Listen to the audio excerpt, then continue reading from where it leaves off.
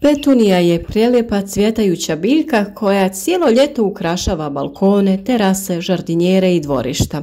Postoje petunije sa različitim oblikom i bojom cvijeta, a presadnice ove biljke možete uzgojiti i sami. Petunija inače pripada porodici pomoćnica, čije je podrijetlo iz Južne Amerike. Ove jednogodišnje cvjetnice mogu se pohvaliti predivnim cvjetovima koji dolaze u raznim bojama, od bijele do crvene, ružičaste, ljubičaste, pa sve do onih šarenih ili prugastih. Specifična je po tome što u vrijeme cvatnje broji više cvjetova od listova. Petuniju možete posaditi u tegle ili posude i kao takve krasiti će vaš balkon, terasu ili okućnicu. No možete ih uzgajati i na vrtnoj gredici ili u zatvorenom prostoru. Lijepo će se uklopiti u zimski vrt ili staklenik. Iako je se može naći kao ukras u gotovo svim vanjskim dijelovima kuće, okućnice i vrta, najčešće se sadi kao balkonsko cvijeće. Cvjetovi petunije imaju cjevasti oblik, a njihove latice izražene sitne žilice. Ako dodirnete listove i stabljike, možete primijetiti da su ljepljivi. Miris ovih cvjetova je intenzivan, sladak i pomalo težak.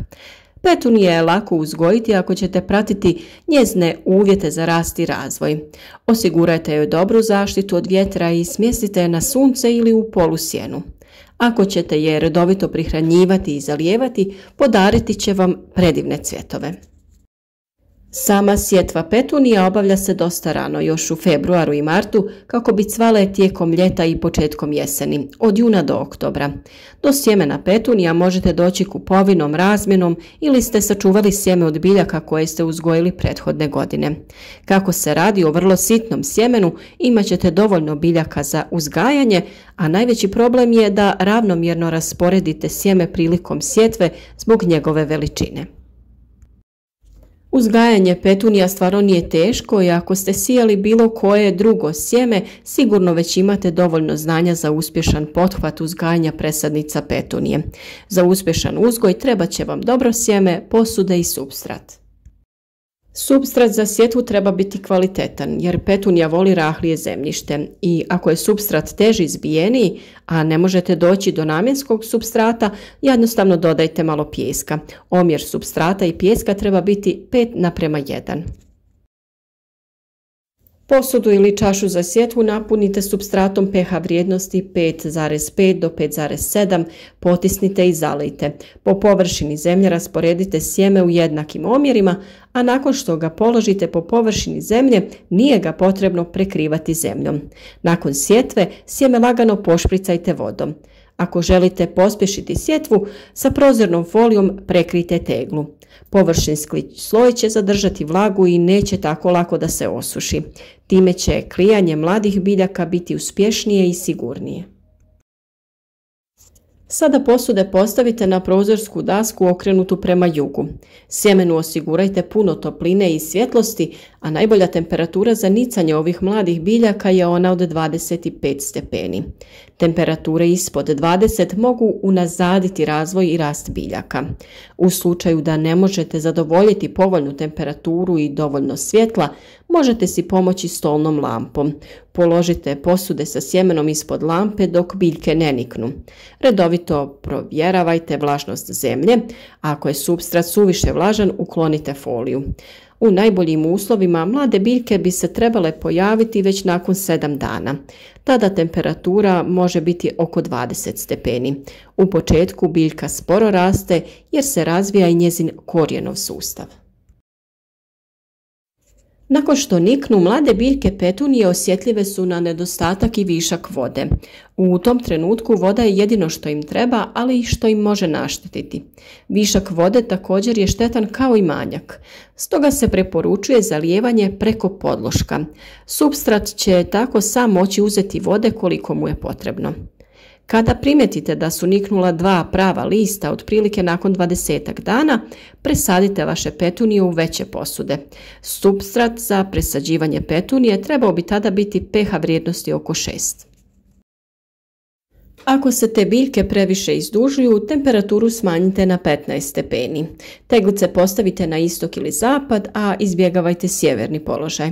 Nemojte ih iznositi na otvoreno sve dok ne prođu i posljednji proljetni mrazevi, jer bi ih mraz mogao uništiti. Nastavite održavati i njegovati mlade biljke tako što ćete im osigurati redovito zalijevanje i prihranu. Petunija je cvijet koji voli vodu, a zalijevanje se preporučuje svaki dan u jutarnjim satima. Najviše voli odstajalu vodu ili kišnicu. Budite oprezni kod zalijevanja jer upravo o tome ovisi razvoj i rast biljke, te cvjetanje. Naime, petunija ne podnosi zalijevanje listova, stoga zalijevajte isključivo uz samu stabljiku. U protivnom bi listovi mogli požutjeti. Prevelike količine vode mogle bi smanjiti razvoj cvjetova i cvjetanje. Svaka posuda ili tegla sa petunijama trebala bi imati svoj tanjirić za višak vode, što znači da morate voditi računa o dobroj drenaži. Petunija također voli obilnu prihranu gnojivom i to kod sadnje i za vrijeme vegetacije. Ako ćete biljci osigurati redovitu gnojidbu, razviti će kvalitetnije i ljepše cvjetove. Preporučuje se gnojivo na bazi kalcija i fosfora svako 15 dana.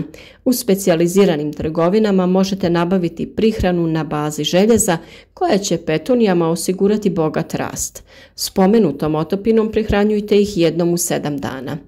Ako petunije imaju svijetle i blijede listove na kojima su jasno istaknute lisne žile, prihrana biljaka nije dovoljna i potrebno ju je pojačati. A na našem kanalu imate video o prirodnoj prihrani od kore od banana te od kvasca, koje možete potražiti i na taj način jednostavno prihraniti petunije, ali i sve druge biljke koje imate. Dobro razvijena petunija ima pomalo grmolik izgled, a kako biste to postigli, potrebno ju je redovito prikraćivati. Prikraćivanje petunije obavlja se iznad 5. pravog lista. Pravovremeno prikraćivanje biljci će dati mogućnost za račvanje i formiranje dodatnih grančica, što će u konačnici rezultirati cvjetnim grmom petunije. Iako voli puno svjetlosti i topline, ne voli jako vruća ljeta, pa tada prema potrebi zalijevajte ih do 2 puta na dan. Ekstremna vrućina tijekom ljetnih mjeseci može povremeno obustaviti cvjetanje. Petunija krasi balkone, terase i vrtove tijekom cijelog ljeta i početka jeseni. Od juna do oktobra možete uživati u njezinim predivnim cvjetovima ako je pravilno održavate i njegujete. Od sjetve petunija pa sve do pojave prvih cvjetova proći će otprilike 3 mjeseca. Pri pravilnom održavanju misli se na redovito uklanjanje ocvalih cvjetova kako bi se pospješilo cvjetanje novih. Uz ocvali cvijet potrebno je ukloniti i peteljku na kojoj se cvijet nalazi. Kada sezona cvatnje završi, skupite nekoliko cvjetova s kojih ćete prikupiti sjeme za novu sezonu koja ponovno kreće u februaru sljedeće godine sjetvom u zatvorenom. Neke vrste petunija mogu se razmnožavati već te iste godine ako se radi o razmnožavanju reznicama. Proces se obavlja u septembru i oktobru tako što se sa biljaka koje su posijane ranije te iste godine uzimaju reznice i stavljaju u posudu sa zemljom kako bi se ukorijenile. A što se tiče bolesti i štetnika, petuniju mogu napasti gusjenice i lisne uši, a ako primijetite neke od spomenutih nametnika, uklonite ih s biljaka i posegnite za zaštitom koju možete nabaviti u specijaliziranim trgovinama u obliku praha ili tekućine. A također na našem kanalu imate video o upotrebi sode bikarbone protiv štetnika koju trebate koristiti preventivno. Petunije ne vole kišna razdoblja i tada mogu oboljeti od truleži i plijesni. Ukoliko ste u mogućnosti, tokom kišnih dana sklonite ih ispod krova ili na neko drugo mjesto. Ako kupujete već gotove cvjetne grmove petunija u obliku presadnica i želite ih posaditi u tegle ili u vrt, naučite odabrati one kvalitetne kako biste bili sigurni da će cvatnja biti osigurana. Ono što je bitno je da ne kupite tanke i izdužene biljke, svjetlih listova i jednog cvijeta jer se one lako lome. Suprotno od toga, birajte niske i kompaktne petunije tamnih listova sa 2 do 3 izboja. Petunije su svakako biljke koje jako lako i sami možete uzgojiti, a nakon što ste dobili i ove neophodne savjete, vjerujem da ćete se i sami upustiti u ovu avanturu i uzgojiti petunije koje će cijelo ljeto krasiti vaše balkone i okućnice.